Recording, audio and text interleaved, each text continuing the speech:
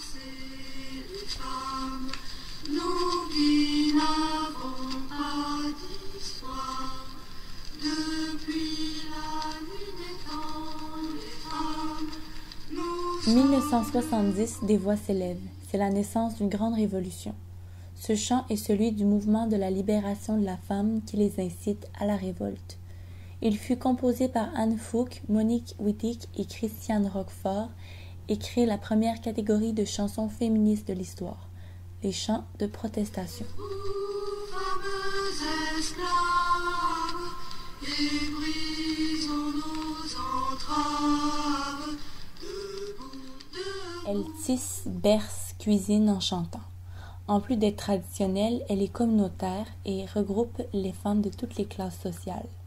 Exclue de la vie politique, sociale et économique, le chant est leur seule brèche de liberté. La chanson a été le berceau de l'émancipation de la femme dans les années 70. Elle fut naturellement utilisée pour la libération, car le chant est un aspect traditionnel chez les femmes.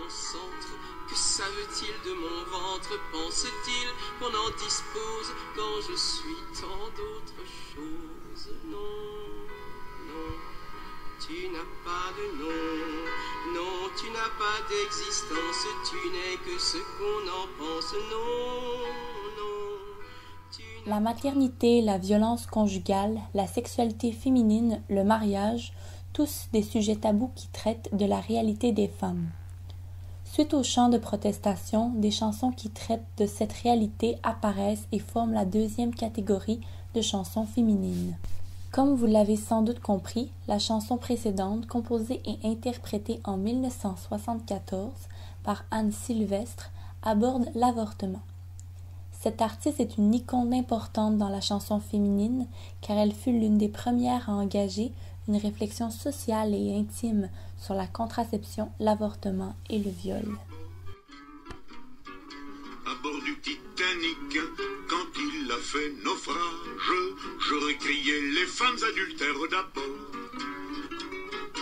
Ne jetez pas la pierre à la femme adultère, je suis derrière, car pour combler les vœux, calmer la fièvre ardente. Cette chanson a été importante dans l'histoire de la libération de la femme, car elle est la première qui défend l'adultère féminin. Georges Brassens la composera en 1972 en créant la dernière catégorie de chansons féministes, les chants qui glorifient la femme. L'égalité entre les hommes et les femmes est encore aujourd'hui une lutte malgré que nous ayons assisté à de nombreux progrès depuis les années 70. La chanson a été le berceau de nombreuses idées et a permis leur diffusion. Toutefois, questionnons-nous si la chanson véhicule toujours les aspirations des femmes.